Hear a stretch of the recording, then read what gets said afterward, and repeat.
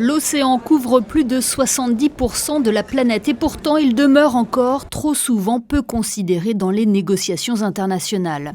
Même si l'adoption récente de l'accord sur le BBNJ a permis de faire avancer certains aspects importants, à la COP28, Monaco a décidé de le placer au cœur des débats.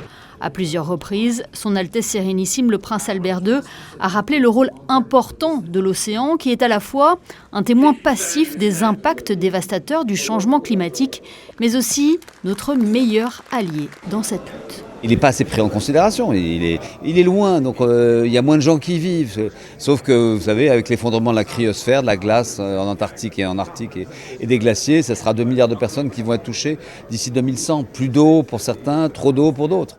Et ce rôle primordial a été mis en exergue par les scientifiques, notamment dans un rapport spécial du GIEC rendu public à Monaco en 2019. Un rapport sur les océans et la cryosphère qui souligne l'importance des océans dans le système climatique.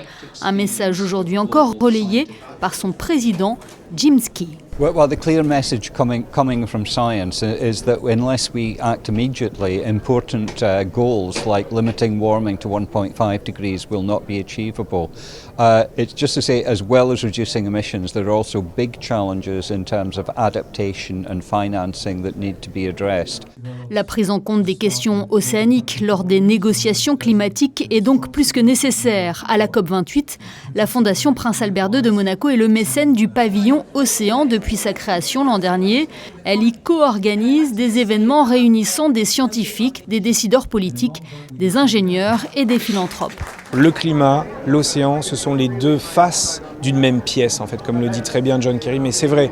Et malheureusement, jour après jour, on doit rappeler aux décideurs politiques, aux décideurs économiques et au grand public que c'est bien le cas et qu'on n'arrivera certainement pas à régler les défis climatiques sans s'atteler réellement aux gros défis posés à l'océan, que ce soit la surpêche, l'acidification des océans, la montée du niveau des mers, des problèmes majeurs pour le quotidien de l'humanité et on l'ignore bien trop souvent. Monaco est un réel moteur. Le pays s'engage régulièrement sur la scène internationale en rappelant ses actions concrètes en faveur de l'océan. À titre d'exemple, en 2025, la principauté organisera un événement consacré à l'économie et à la finance bleue en préambule de la conférence des Nations Unies sur les océans qui se tiendra à Nice.